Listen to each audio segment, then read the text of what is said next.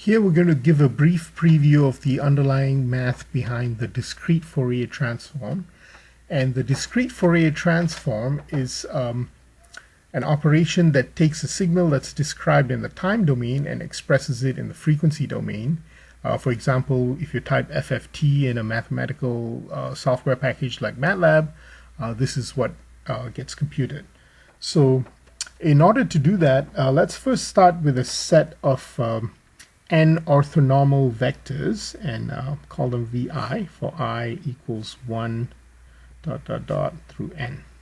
Okay, we will assume that in general vi are complex, so if they're orthonormal, this is going to be true.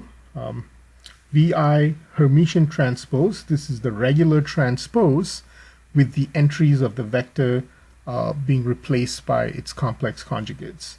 So Vi Hermitian transpose times Vj equals 0 if I is not equal to j, and equals 1 if I equals j.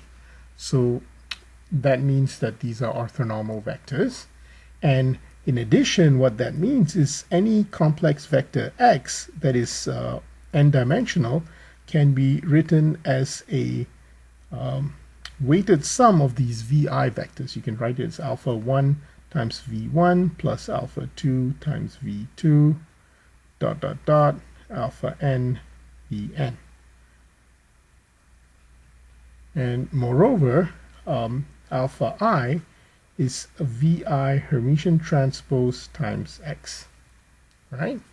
So by writing x this way, we're able to see how much of the vector v1 is present in x, that's given by alpha 1, how much of the vector v2 is present in x, that's the value alpha 2, and so forth. Right? So how are we going to use this in order to analyze the frequency content of signals? Well, suppose you start with some waveform x of t, and maybe this is an audio waveform, or maybe it's samples of it's a waveform of some electrical signal, etc.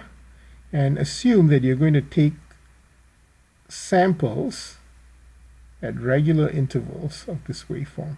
So you're going to take n samples, and the samples are going to be separated by t sub s, and this t sub s is known as the sample period.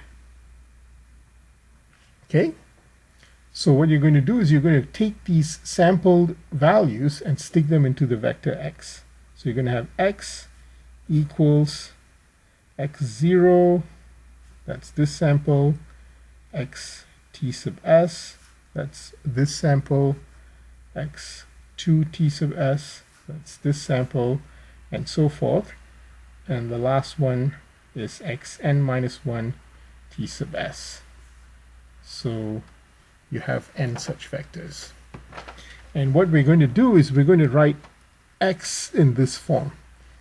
Okay, what we're going to show is that you can set up vectors v1 through vn that are made up of frequency components. What that means is these entries look like sines and cosines. The entries of these v vectors look like sines and cosines of different frequencies. And by doing that, you can see how much of the frequency represented by the vector v1 is contained in x, how much of the frequency represented by the vector v2 is contained in x, and so forth. Right? So we're going to take this and we're going to calculate this representation here.